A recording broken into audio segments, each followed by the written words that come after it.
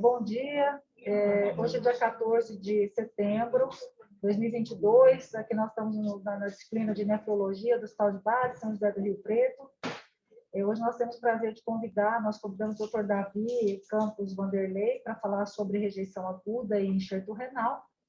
É sempre um prazer tê-lo conosco. O Dr. Davi, ele se graduou em Alagoas e fez a residência e o mestrado em patologia pela Universidade Federal de Minas Gerais. E atualmente ele é patologista no Instituto de Nefropatologia, junto com o Dr. Stanley, e do Instituto de Pneumopatologia, e também é professor da Faculdade de Saúde e Ecologia Humana, Belo Horizonte.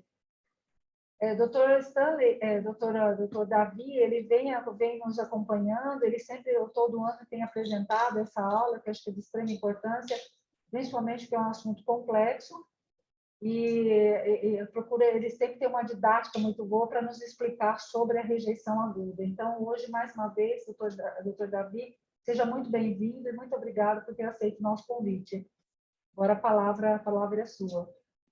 Bom dia a todos. Primeiramente, muito obrigado pelo convite. Eu fico muito feliz de poder estar aqui hoje participando e podendo falar um pouco sobre transplante renal. Doutora Maria Alice, que é uma grande parceira nossa também, a gente sempre que pode estar discutindo alguns casos, conversando, também falando um pouco, né, sobre o BANF, sobre a rejeição, sobre alguns casos interessantes que a gente acaba tendo aí no dia a dia, e falar um pouquinho hoje sobre rejeição aguda no enxerto renal. Falar sobre transplante acaba sendo muitas vezes um pouco chato, porque quando a gente para pegar toda aquela classificação do BANF e tenta comentar e explicar, a gente acaba muitas vezes embananando algumas daquelas teorias e conseguir aplicar isso à morfologia também acaba se tornando, às vezes, uma confusão. Então, acho que a grande importância aqui é a gente tentar conversar a respeito, entender o porquê que a gente pode ter as alterações aloimunes do transplante e tentar aí correlacionar os principais achados morfológicos que vão definir uma rejeição aguda. Então, quem que define rejeição? Como que acontece isso? Então, nós temos uma classificação, nós temos um encontro que acontece a cada 2 anos, acontecia, né, a pandemia veio aí para modificar um pouco essas reuniões, então a próxima reunião vai acontecer agora, no final do mês, lá em Alberta, no Canadá, e a reunião é chamada de BANF, né? Ela aconteceu pela primeira vez na década de 90, em 97, e ela acontece a cada 2 anos, tentando exatamente discutir algumas questões relacionadas ao transplante renal, para poder chegar às principais variáveis, as principais características, as principais definições e levar mesmo a definição do que seria uma rejeição aguda celular, o que seria uma rejeição aguda humoral, alguns pitfalls que a gente tem que prestar atenção. Então, a última reunião foi no ano de 2019, a publicação dela foi no mês de maio de 2020, então a gente vai ter aí em março de 2020, nós vamos ter essa publicação. Qual é o objetivo do BANF? O objetivo é exatamente permitir uma reprodutibilidade, fazer com que um patologista aqui no Brasil, um patologista nos Estados Unidos, na China, na Índia, na Rússia, independente de onde ele estiver, ele consiga dar o mesmo diagnóstico analisando uma determinada biópsia. Então, é permitir a reprodutibilidade. É fazer com que, mesmo através de análise semi-quantitativa, a gente consiga ter uma assertividade boa para poder dar um diagnóstico assertivo para esse paciente. Com relação à divisão didática, a gente vai ter uma divisão classificada em alterações aloimunes, que são aquelas relacionadas às rejeições, que elas podem ser divididas em humoral e celular, a depender do mecanismo fisiopatológico. A gente também vai ter as alterações não aloimunes, que vai ser tudo aquilo que não é rejeição, como, por exemplo, a complicação anatômica de revascularização na hora do enxerto, na hora de fazer o transplante, uma necrose tubular aguda pós-transplante, especialmente quando o tempo de isquemia fria do doador falecido, ele acaba sendo mais elevado. Alguma alteração relacionada às drogas, à hipersensibilidade, como, por exemplo, os inibidores da calcineurina, que costumam ser as principais drogas relacionadas no pós-transplante mais precoce, a ter alguma alteração naquele interstício. Processos infecciosos, lembrado do polioma vírus e também das pielonefrites agudas pelas rejeições bacterianas e algumas outras oportunistas, e até mesmo algumas doenças linfoproliferativas, que apesar de raras, podem comprometer o paciente transplantado renal e acometer o próprio enxerto renal.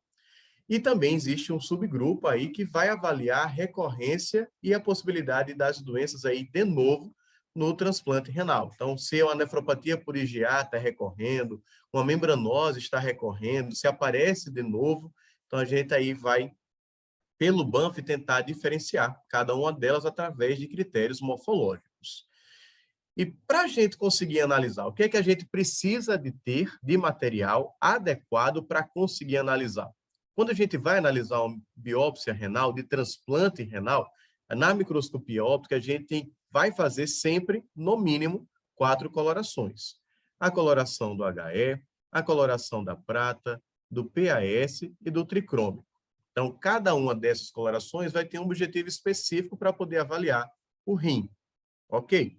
Então, para que eu consiga ter essas lâminas na microscopia óptica de maneira adequada, eu tenho que preencher alguns critérios para ser uma amostra satisfatória, que vão ser, eu tenho que ter, no mínimo, 2 fragmentos para a microscopia óptica, eu tenho que ter, no mínimo, 7 glomérulos, 2 secções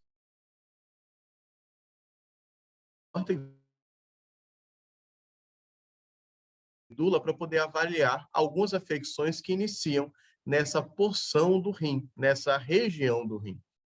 Quando eu tenho isso, a gente vai ter uma assertividade muito maior. Olha só, quando eu tenho um fragmento, a minha sensibilidade de uma biópsia cai para 90%. Se eu tenho mais de um fragmento, acima de 99%. E quando eu tenho apenas medula, a assertividade já vai cair. Então, ela vai ser em torno aí de 75 vezes da nem não tem rejeição que vai ser classificado aqui, o critério. Lembrar que se a gente vai desse 2 óptica e um óptica, ele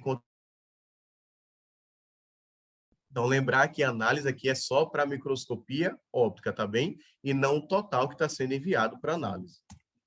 Então aqui é um exemplo de amostra satisfatória.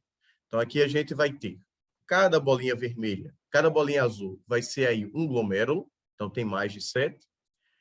Cada círculo que apareceu aí, vermelho, corresponde à secção arterial, então tem mais que 2. E lá na ponta do fragmento, quando a gente amplia, tem uma área de medula. Então, isso aqui é um fragmento perfeito para fazer a análise dele, segundo a classificação de Banff.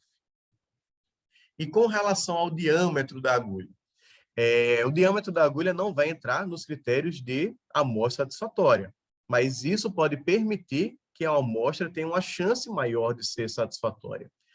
A maior parte dos serviços hoje já utiliza a agulha 16, que é uma agulha que tem um diâmetro muito bom e consegue ter, na maior parte das vezes, uma qualidade muito boa da amostra. Só para a gente ter uma ideia do quanto que a gente aumenta, se eu faço uma biópsia com a agulha 18 e eu consigo enxergar 4 glomérulos, se eu biopsio a mesma região com a 16, provavelmente eu vou encontrar o dobro, 8 glomérulos. Se eu biopsiasse com a 14, eu iria encontrar o dobro, que seriam 16 glomérulos. Então, a cada diâmetro que a gente aumenta, em geral, a gente vai dobrar a quantidade de glomérulo representado. Entre a agulha 18 e 16, com relação a riscos do procedimento, a gente tem um risco adicional para cada 3.000 biópsias que são realizadas. Então, se a biópsia é realizada por um grupo experiente que tem expertise em fazer intervencionismo, a gente vai ter aí apenas um paciente tendo uma complicação a mais para cada 3.000. E essa complicação a mais costuma ser apenas aquela hemorragia pericápsula que acaba acontecendo após alguns procedimentos. Em geral, não são repercussões graves para o paciente. E aí, realmente, agora falando do BANF, ao que interessa, que é o transplante renal e como a gente vai avaliar. Quando a gente utiliza a classificação de BANF, a gente tenta encontrar os pacientes que vão preencher critérios para uma rejeição celular ou preencher critérios para uma rejeição humoral.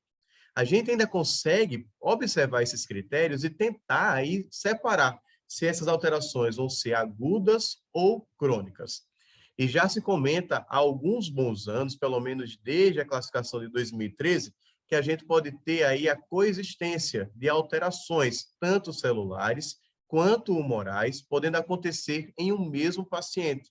E, mesmo assim, alterações agudas e crônicas. Então, isso aqui que vai ser o BANF. Tentar definir o que é celular, o que é humoral e quando as duas podem coexistir.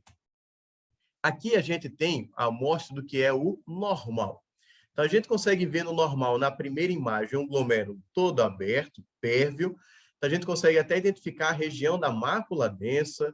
A gente consegue identificar na outra extremidade o polo urinário surgindo aí com o túbulo contorcido proximal. E isso que é um glomérulo normal. Ele não tem proliferação, ele não tem inflamação e ele não tem esclerose. Esse glomérulo aqui do lado, a mesma característica, só que aquele é corado no HE, a primeira imagem era no PAS. E na última imagem, a gente vê aqui o compartimento túbulo intersticial e também vascular. Isso é o normal, eu ter túbulo ao lado de túbulo. Eu não tenho inflamação, eu não tenho fibrose. No vaso, o normal é que eu encontre as arteríolas com a espessura da parede menor que o diâmetro desse vaso. E aqui a gente consegue identificar essas arteríolas delgadas. Então, isso aqui está bem, né, próximo aí do normal, que a gente vai já comparar com o alterado que está por vir.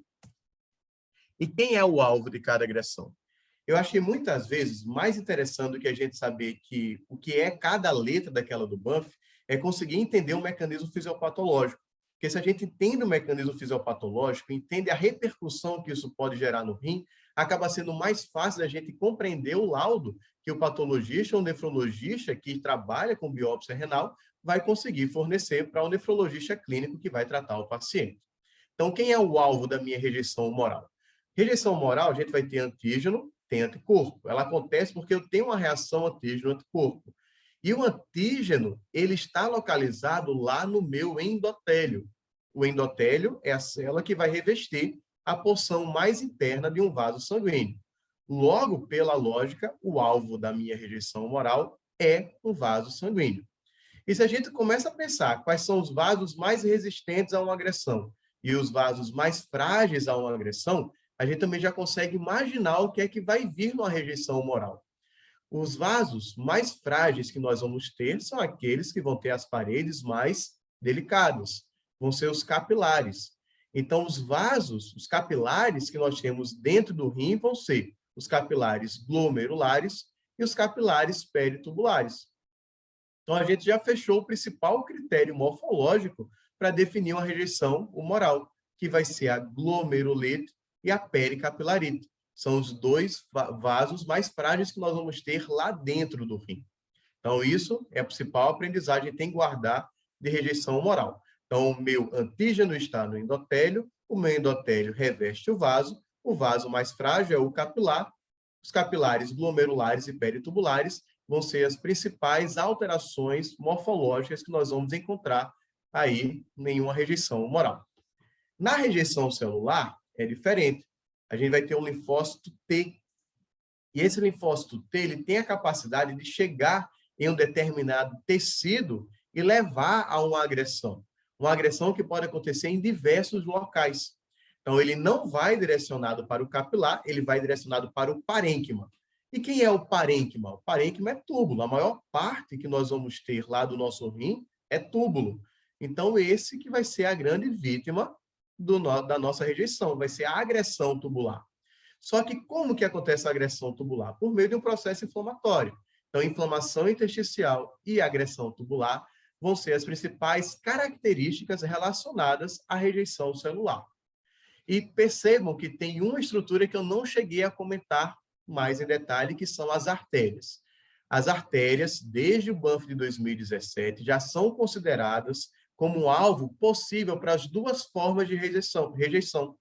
Eu posso ter uma arterite, uma endotelite, por causa de uma rejeição humoral, assim como por uma rejeição celular. Então, as artérias, elas vão ser vítimas aí das duas formas de rejeição.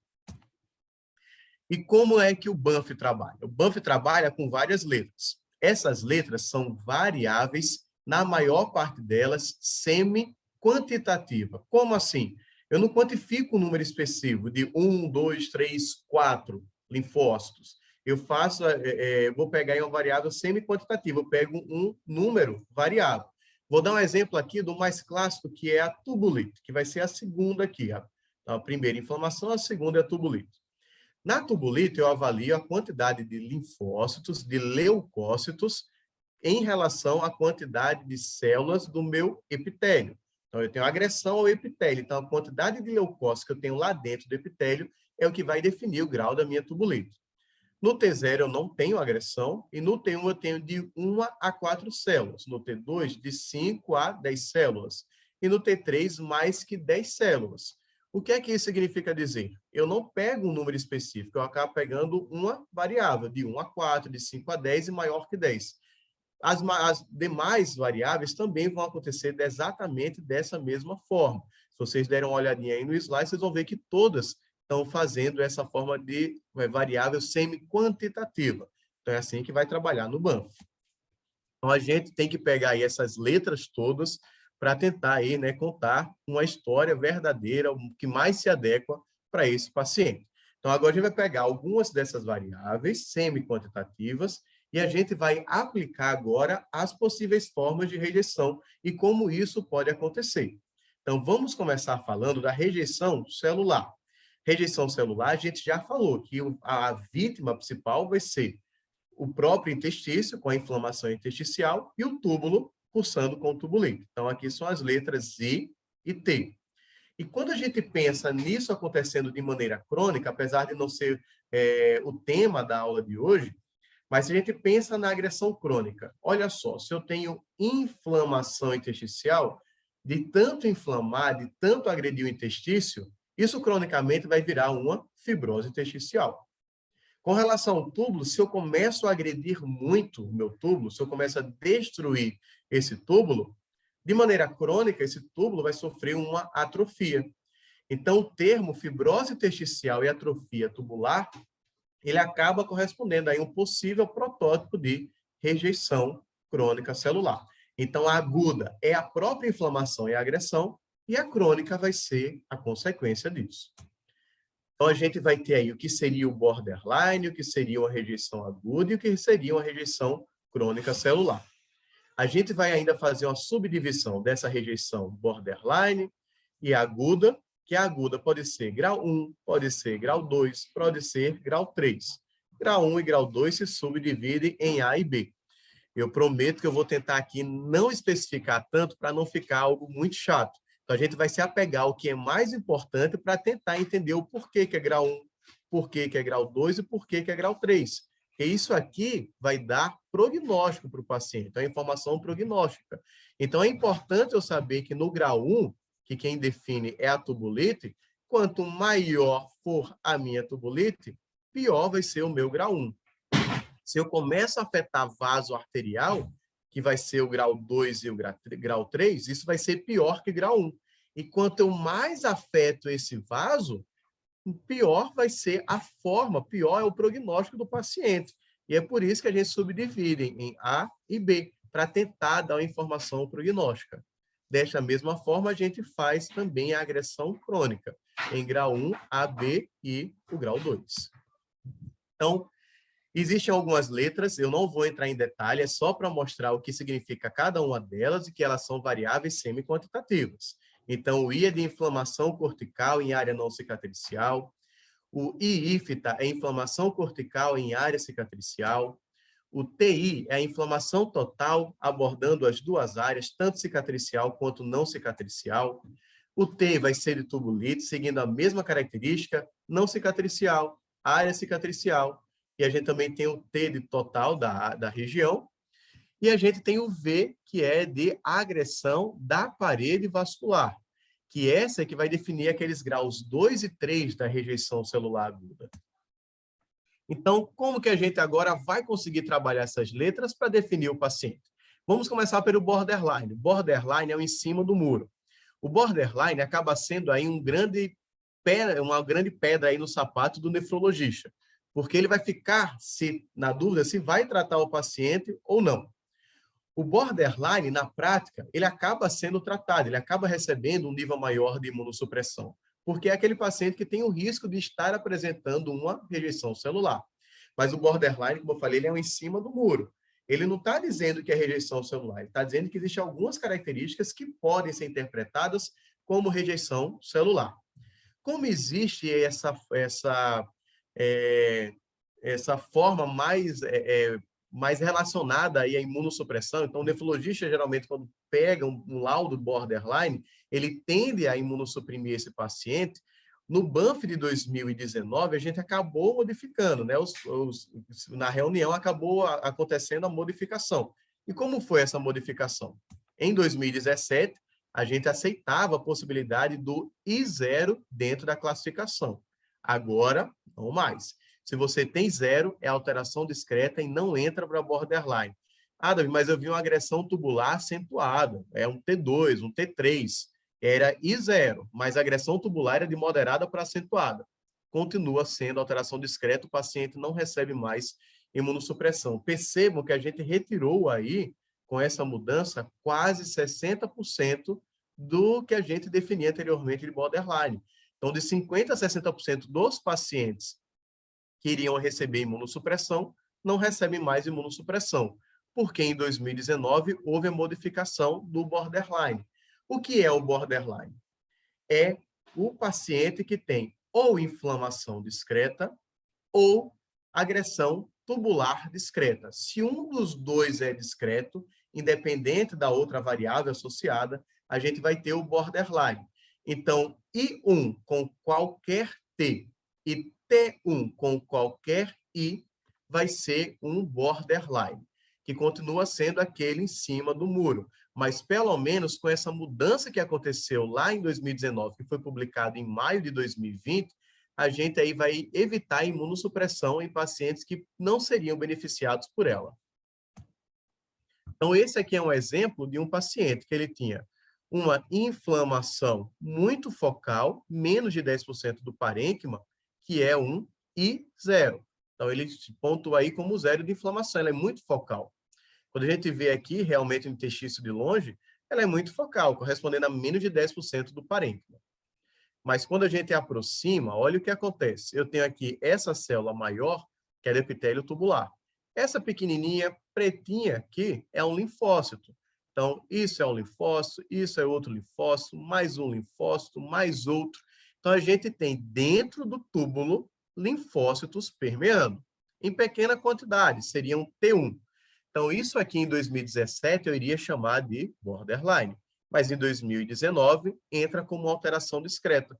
Foi um paciente aí que, pela nova classificação, deixa de receber uma imunossupressão desnecessária. Mas quando a gente parte agora para uma agressão mais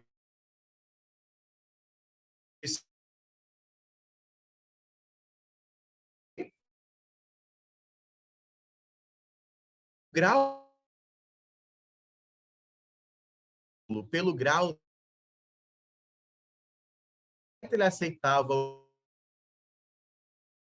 para mais da rejeição celular, que tem uma inflamação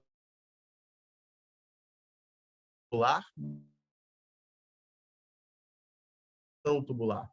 O 1B também é agressão tubular, mas essa é uma agressão tubular acentuada. O que é importante o nefrologista guardar disso aqui? Que o grau 1 vem pela agressão tubular e que ela pode ser moderada ou acentuada. E aí vai subdividir em A e B. Tudo bem? Então, o grau 1 é agressão tubular. Esse aqui é um exemplo. Olha só a diferença. Muita inflamação, bem mais que naquele caso anterior, que a gente acabou de ver. Então, aqui compromete em torno de 40% a 50% do parênquima está inflamado. A gente consegue até ver nitidamente essa diferença. Então, isso aqui, cada pontinho desse vai ser um linfócito permeando esse interstício. Quando a gente aproxima, a gente vê bem, né? Dá para ver bem melhor esse processo inflamatório. E a gente vê aqui um túbulo, mais uma vez, com linfócitos permeando.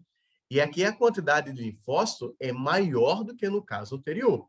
Então, aqui, ó, mais linfócito, mais linfócito. Então, a gente tem aqui leucócitos, células de defesa permeando o túbulo. A gente tem inflamação, que ela é de moderada para acentuada, e a gente tem agressão.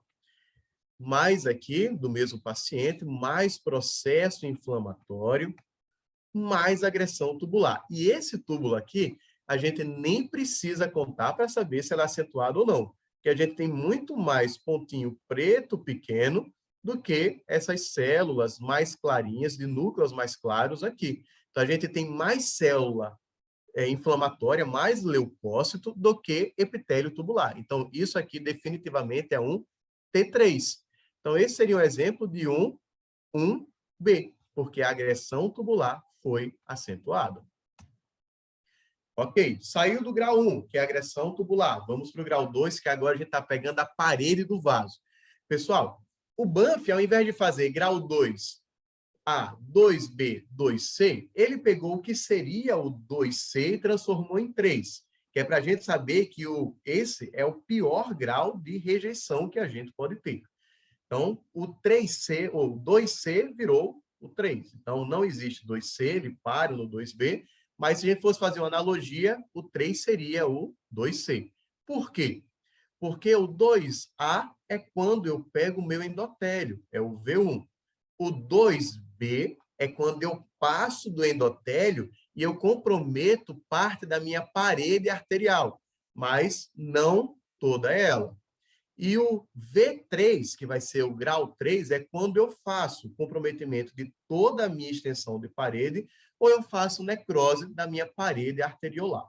Tudo bem? Então, grau 2 e grau 3 é agressão da parede do vaso. Então, é isso que vocês têm que guardar. Grau 3 é pior que 2, grau 2 é pior que 1. Grau 1 é definido pela agressão tubular, e o grau 2 e grau 3 vão ser definidos pela forma de agressão vascular. Então, aqui a gente tem um exemplo de uma arteríola, em que eu tenho aqui ó, um linfócito embaixo de um endotélio. O endotélio é até uma célula mais pavimentosa. Então, isso é um endotélio, eu tenho um linfócito permeando ela. Isso aqui seria um V1, seria um grau 2, porque é vaso, A, porque é a agressão mais leve do vaso. Aqui, a gente já viu uma parede vascular e aqui no meio dela já, né, no interior da parede, a gente tem vários linfócitos. Então, aqui eu tenho uma agressão da parede vascular que passou o endotélio. Então, é grau 2, porque é vaso, e B, porque já comprometeu parte da parede. E aí vai ter o grau 3, como a gente já comentou, que vai ser exatamente isso. Quando ela compromete toda a parede da artéria, já é uma arterite transmural, ou se ela fizer necrose fibrinóide dessa parede. Então, isso é o pior que a gente pode ter no transplante. Então, aqui a gente tem linfócito do começo até o final da parede. Isso aqui é transmural, então tem muita célula inflamatória. Cada pontinho desse é um linfócito, cada pontinho é uma célula inflamatória comprometendo e agredindo essa parede. E aqui a necrose fibrinóide, a gente praticamente nem vê mais a estrutura, né, vascular adequada. É praticamente o vaso completamente morto. Então, isso é de rejeição aguda. Eu não é o foco da aula, então eu não trouxe para a gente discutir de maneira mais sucinta. É um único slide só para a gente relembrar que se eu inflamo o intestício, eu vou fibrosar o intestino, vou dar fibrose intersticial. Eu tenho que lembrar que se eu agrido o meu túbulo, eu vou dar atrofia tubular. Então, cronicamente, a gente vai ter o espectro do que a gente chama de IFTA, que é fibrose intersticial e atrofia tubular. E para eu falar que essa IFTA veio de uma rejeição celular, só duas possibilidades. Ou eu tenho que estar tendo uma agressão, uma atividade, seria uma rejeição celular crônica em atividade, que ela também é subdividida em um A e um B, ou eu tenho que ter biópsias prévias comprovando que o paciente teve quadros de rejeição aguda e que agora ele tem um quadro crônico. Então, guarde que a forma crônica da rejeição celular vai ser a fibrose intersticial e a atrofia tubular, tá bem? Isso aqui, alguns exemplos. A gente já vê aqui, bem diferente dos casos anteriores, que apesar de ter inflamação, mas eu tenho as regiões que são rosa mais claro, que já é fibrose. Quando eu coloco no tricrômico, que denota melhor a região de fibrose, a gente vê essa tonalidade aqui azul, correspondendo a uma boa parte aí desse fragmento. Então, a gente tem, né, o processo de fibrose intersticial. E a gente acaba também encontrando alguns túbulos já atróficos. Aqui há até alguns túbulos atróficos com agressão. E com relação à artéria, depois que a artéria é agredida e ela vai cicatrizar, ela pode fazer uma fibrose da parede arterial, uma fibrose intimal. Então, no quadro crônico, a gente também pode ter o grau 2 aí relacionado se houver atividade. Lembrando que a alteração de artéria não é exclusiva da rejeição celular, também pode estar presente na rejeição humoral. Agora, vamos mais uma vez embaralhar as letras para trazer as letras relacionadas à rejeição humoral. A rejeição humoral, a gente falou que a vítima agora vai ser o endotélio. E a gente falou que a gente tem endotélio nos vasos. E os vasos mais frágeis são o glomérulo, está aqui o glomérulo, e o capilar peritubular. Então, as duas letrinhas relacionadas. A gente falou que a arteríola, né, as artérias vão ser das duas, tanto a celular quanto da humoral. Então, o Vzinho aqui também. Então, como que a gente vai aí classificar a rejeição mediada por anticorpos? Na rejeição mediada por anticorpos, a gente tem que preencher alguns critérios morfológicos de acordo com o Banff, que a gente vai já comentar. Mas para poder entender como que acontece, a gente tem que saber quem que é o alvo. Então, a gente tem lá o famoso, né, DSA, que é o antígeno contra específico aí do doador. Então, a gente vai ter o DSA localizado onde? Localizado no endotélio. Ou melhor, né, o antígeno está localizado no endotélio e o DSA é um anticorpo contra esse antígeno localizado no endotélio. Esses antígenos são relacionados às classes 1 e 2, principalmente da célula endotelial.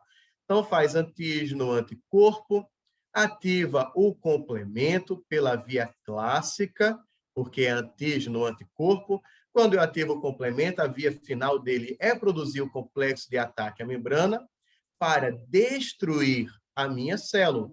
Só que essa célula aqui é o endotélio.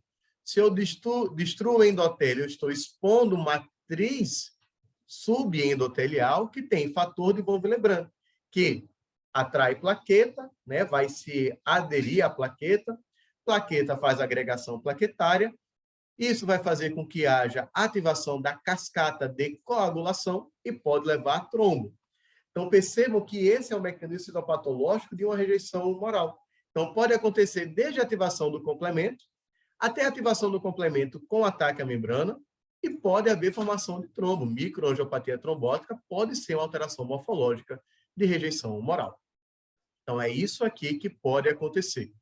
E aí, por que a gente... Davi, você está falando isso para quê? Para dizer que pode formar trombo? Também. Mas o principal aqui, eu quero falar do complemento. Porque quando eu ativo a via clássica do complemento para destruir uma determinada estrutura, no caso aqui vai ser o endotélio, na via clássica a gente vai ter uma participação de uma fração do complemento, que é o C4D, o famoso C4D que a gente pesquisa nas biópsias renais, quando a gente vai investigar uma rejeição. Então, quais são os critérios morfológicos? Eu tenho que ter a evidência morfológica, eu tenho que ter a interação do C4D com o endotélio vascular e eu tenho que ter a evidência da presença desse anticorpo antidoador, do DSA. Então, nós temos que ter os 3 critérios morfológicos.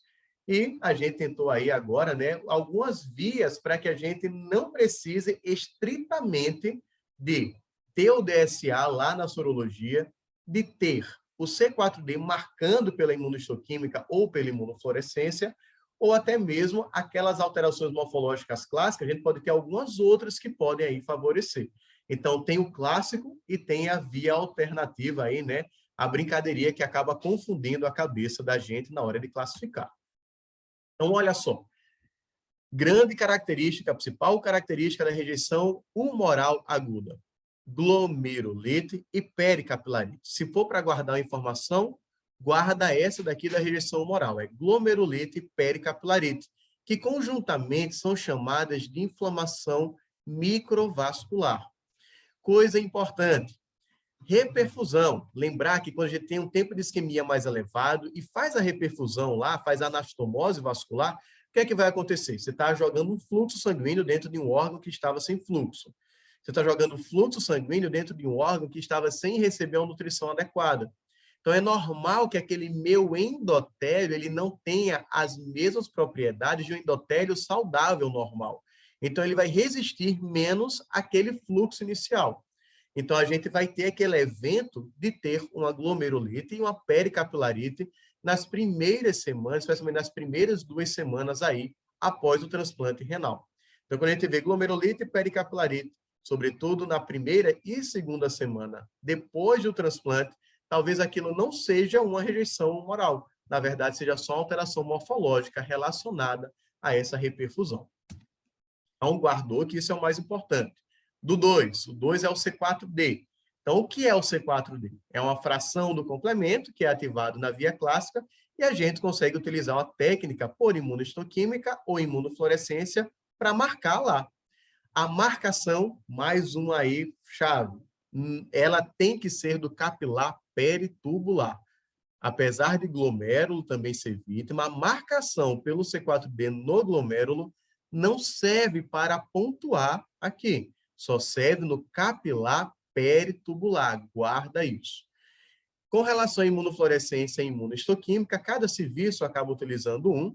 A gente aqui utiliza mais a imunohistoquímica, ela acaba sendo mais específica, e a imunofluorescência mais sensível. Logo, quando a gente tem uma que é mais específica, qualquer marcação a gente já pontua e já vai usar na classificação.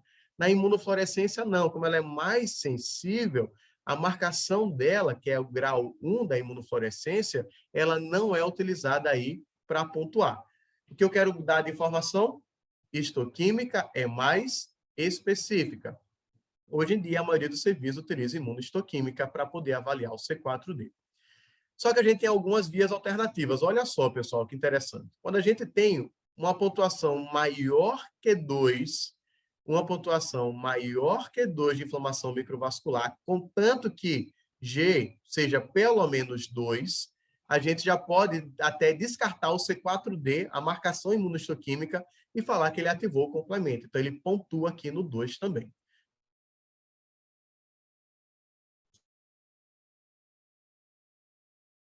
Então, basicamente, o software corrige automaticamente.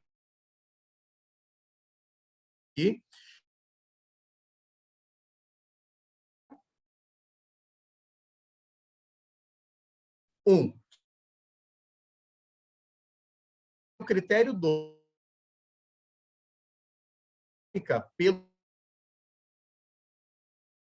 precisa pedir o DSA. Ou seja, se eu tive marcação imunohistoquímica e se houve inflamação microvascular, eu não preciso pedir o DSA do paciente para tratá-lo, tá bem? Então, isso fica aí subentendido que ele vai estar presente. E se ele não estiver, existe mesmo assim rejeição humoral, mas vai ser por um antígeno não DSA. Algumas conclusões. Glomerulite tem maior especificidade que pericapilarite. A marcação pelo C4D e a positividade pelo DSA são extremamente importantes no diagnóstico de certeza, mas a gente tem algumas alternativas para eu não precisar ter a marcação pelo C4D na imunohistoquímica, nem precisar solicitar o meu DSA no exame sorológico, contanto que os outros critérios estejam todos muito bem preenchidos. Então, nós temos 3 critérios. Se 2 deles estiverem muito bem preenchidos e exemplificados, o terceiro a gente pode aí acabar abrindo mão para definir o diagnóstico de uma rejeição mediada por anticorpos. E, particularmente, eu acho as imagens de rejeição humoral as mais bonitas do transplante. Porque olha como fica bonito aqui. Se vocês conseguirem recordar a imagem do normal e agora comparar aqui, lá no normal a gente não tinha leucócito dentro da alça capilar glomerular. Isso aqui é um capilar glomerular com leucócito dentro. Então, aqui, ó, 2 leucócitos, mais um leucócito, mais 2 leucócitos. Isso aqui a gente vai definir como uma glomerulite. Aqui, mais uma vez, leucócito, leucócito, leucócito, leucócito, leucócito, mais uma vez, glomerulite. A gente consegue ver, né, que as alças têm alguma coisa dentro. E quando vai ver o que tem dentro, é um leucócito. Aqui, caminhou um pouquinho mais. Então, além de... Agora, a gente tem que imaginar a reação mais complexa. Então, fez antígeno, anticorpo, ativou o sistema do complemento. Do sistema complemento, fez o complexo de ataque à membrana, matou o endotélio, expôs o colágeno, o fator de von Willebrand. Expondo o fator de von Willebrand, o próximo passo é fazer um trombo. A gente tem aqui glomerulite, leucócito, mas isso que a gente está vendo aqui, rosinha, preenchendo algumas alças capilares glomerulares, tudo isso aqui é trombo de fibrina, ou melhor, são trombos de fibrina. Isso aqui é uma microangiopatia trombótica acontecendo no paciente transplantado. Davi, toda microangiopatia trombótica no transplantado é uma rejeição humoral? De maneira alguma. Microangiopatia trombótica no paciente transplantado abre um leque diagnóstico imenso. Isso aqui pode ser rejeição humoral, isso aqui pode ser uma recidiva ou de novo de uma CHU ou CHUA atípica. Isso aqui pode estar relacionado à nefrotoxicidade, até mesmo aos inibidores da calcineurina. Isso aqui pode ser um processo infeccioso. Então, tem muitas variáveis que podem cursar com microangiopatia trombótica. Aqui, o exemplo é de uma rejeição humoral. Davi, como é que eu vou saber se é rejeição humoral ou não?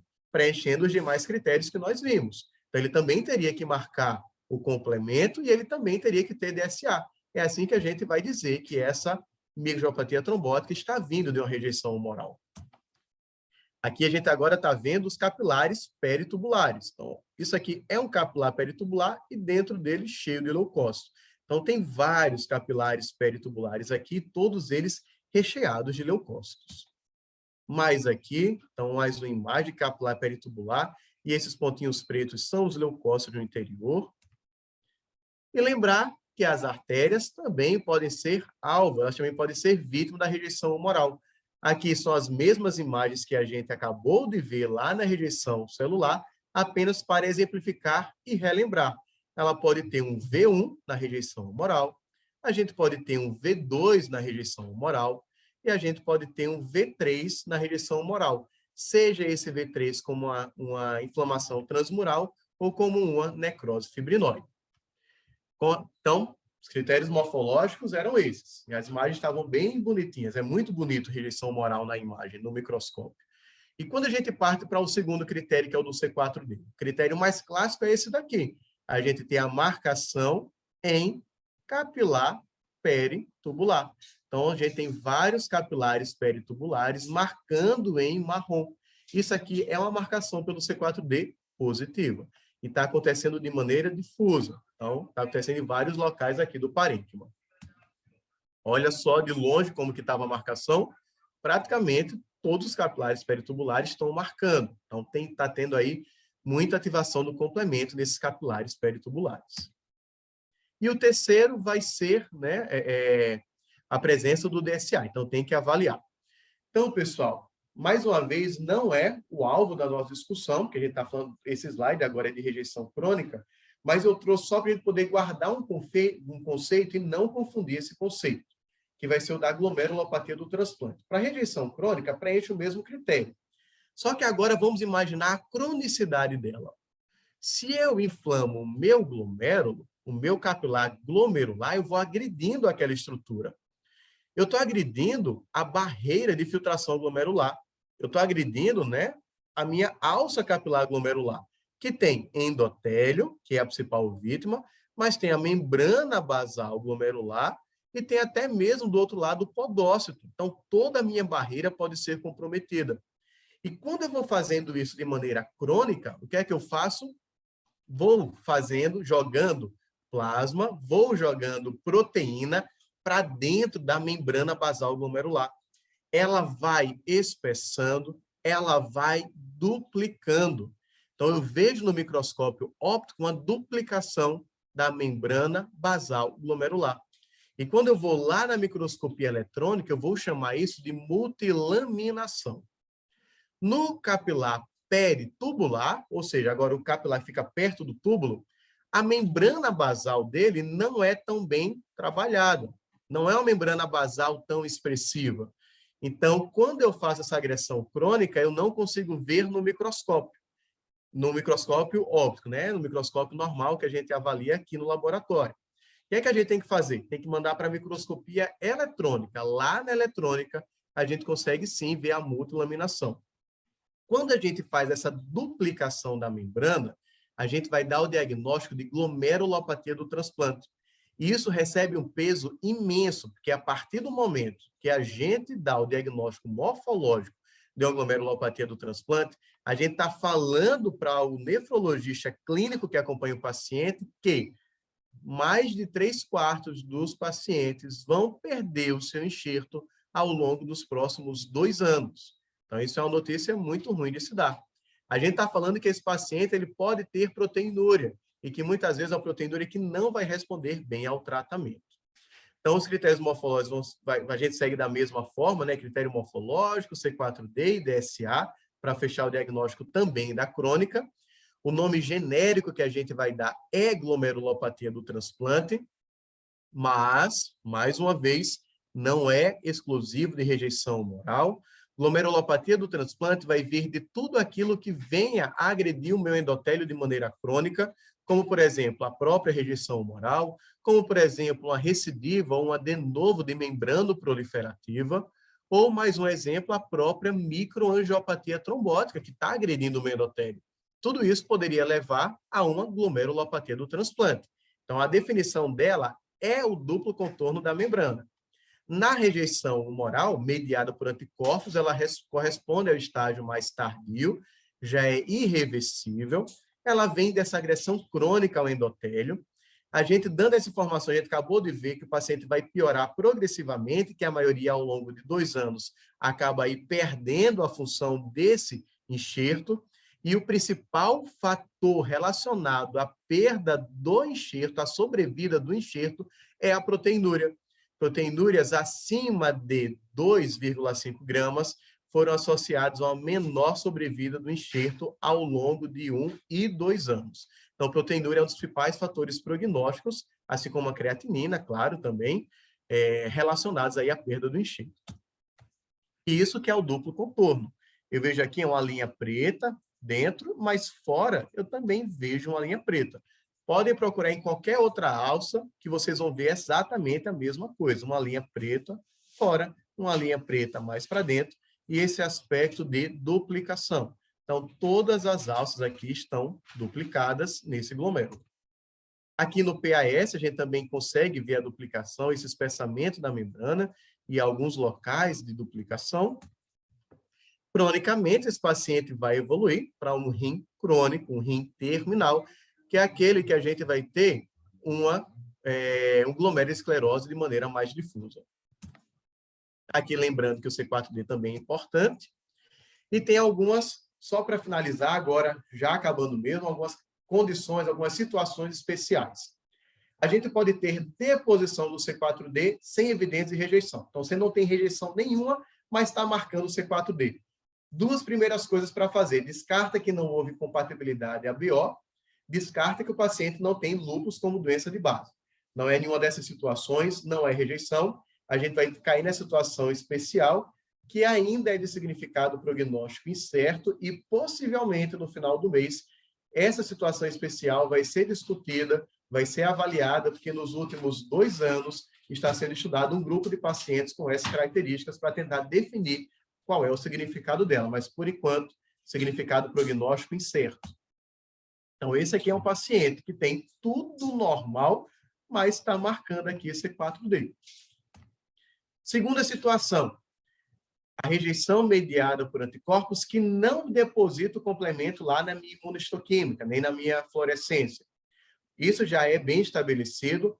mais da metade dos pacientes tem rejeição humoral sem depositar o complemento lá na biópsia, sem ter a marcação pelo complemento, pela imunohistoquímica ou pela fluorescência.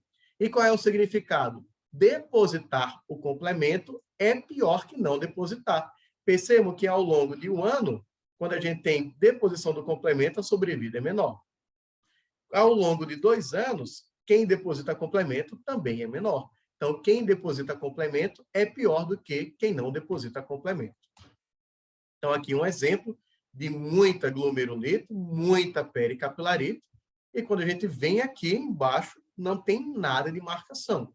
Esse paciente tem um prognóstico melhor do que um paciente que tem critério para rejeição e que vai marcar o complemento. E também tem uma situação que é chamada de rejeição subclínica, que ela também já foi avaliada. Ela foi avaliada a longo prazo, ao longo de 8 anos, e a rejeição subclínica humoral está associada também a um pior desfecho. Existe a rejeição subclínica celular, que ela é quase igual ao paciente que não tem rejeição. Então, quem não rejeita ou quem faz rejeição subclínica celular tem uma sobrevida muito parecida. Mas quem vai rejeição humoral, a sobrevida é muito menor. Caiu de 90%, de 88% para 56%. Então, mesmo que o paciente inicialmente não faça alteração de creatinina, esse paciente possivelmente pode ser beneficiado por um tratamento dessa rejeição.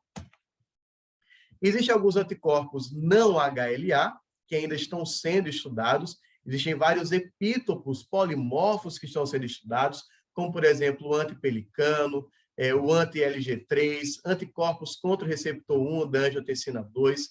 Então, isso aqui também é um assunto que possivelmente vai vir muito melhor estudado agora na reunião do Banff, que eles já estão tentando ser estudados.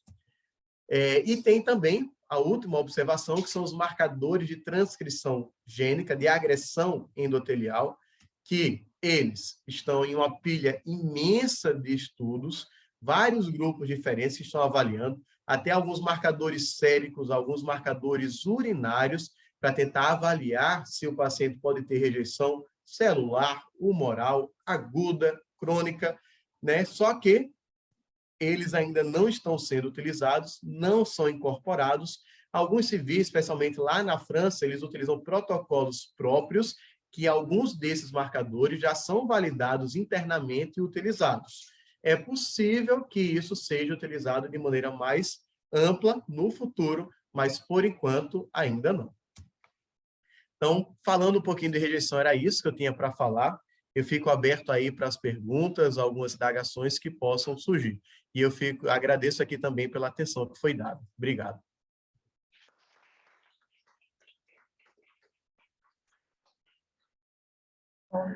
Davi, muito obrigada. Eu acho que sempre uma excelente. A gente vive falando aqui, como a gente passa no transplante, então vive tentando mostrar, é um assunto complexo, né?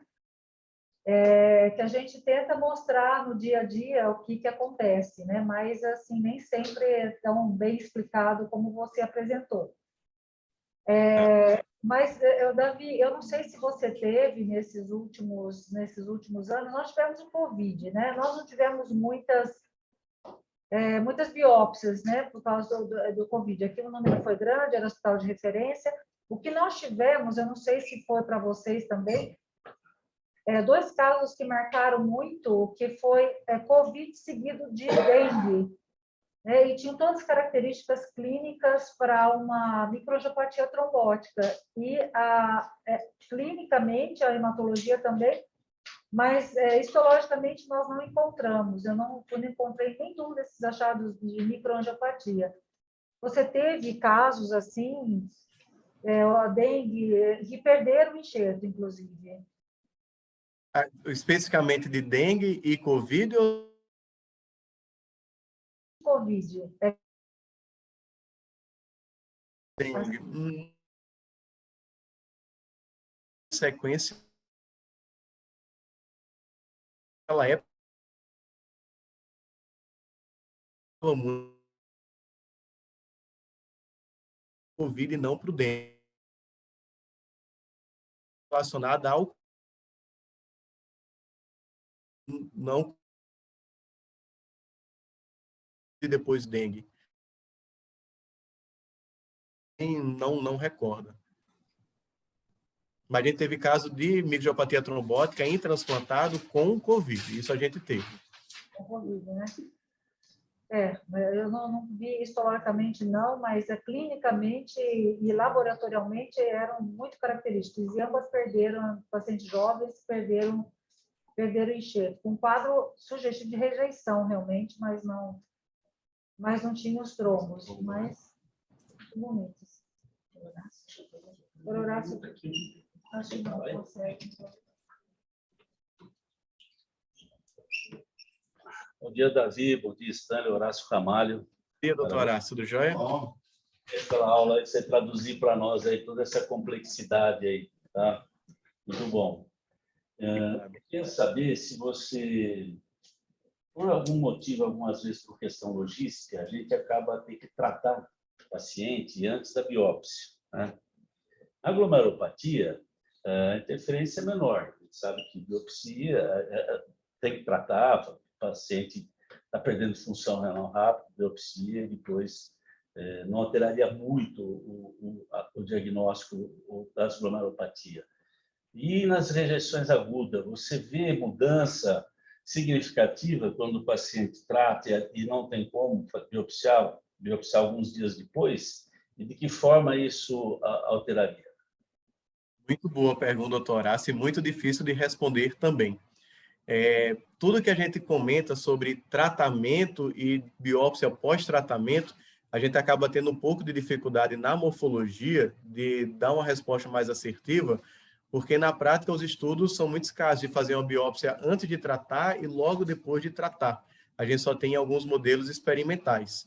Mas o que é que a gente vê na rotina? Geralmente, quando o paciente ele trata primeiro e biopsia depois, a gente vê que a repercussão morfológica acaba sendo menor. Então, o que já aconteceu? Casos de o paciente ter um quadro mais grave, chegar aqui um quadro que é borderline, e ele respondeu muito bem a pulso. Então, a gente imagina que aquele borderline poderia ter sido aí uma rejeição celular um pouco mais intensa que ficou um pouco mascarada pelo início do tratamento e a biópsia depois.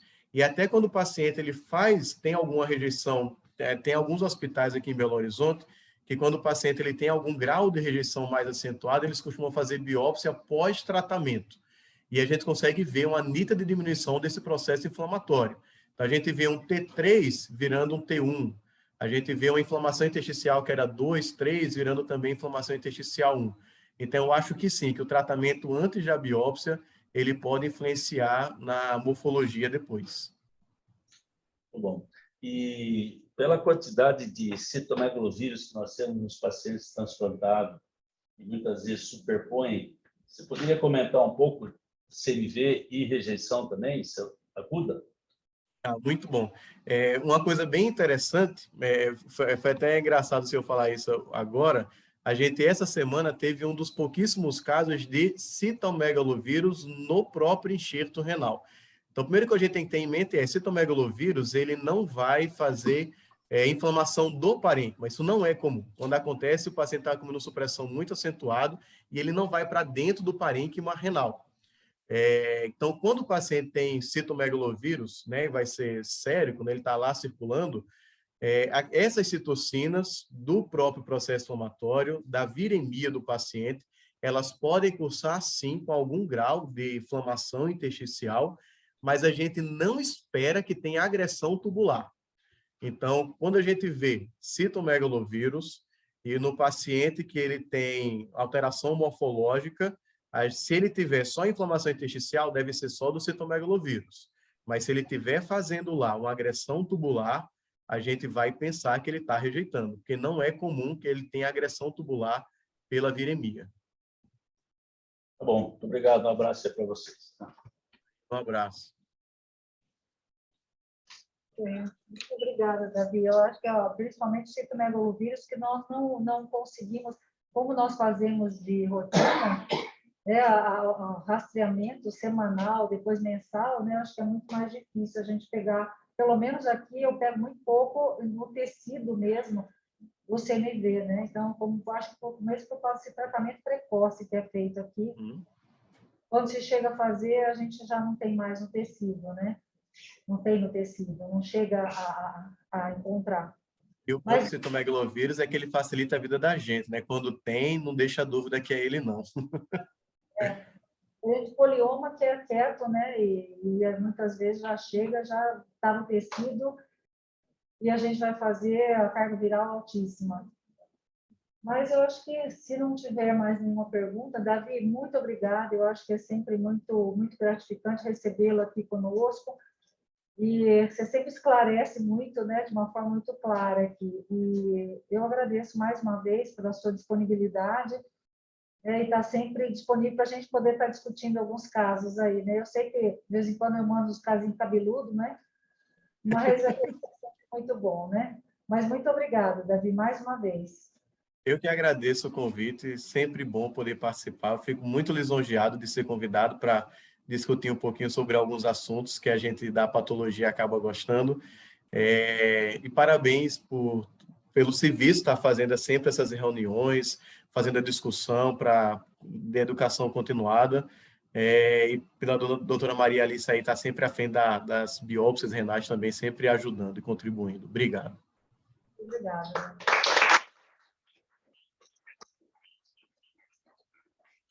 Bom, eu e Stânia, a gente se encontra lá em Florianópolis, né? E a gente vai se encontrar lá e quem sabe logo a gente se encontra também aqui num novo simpósio, né?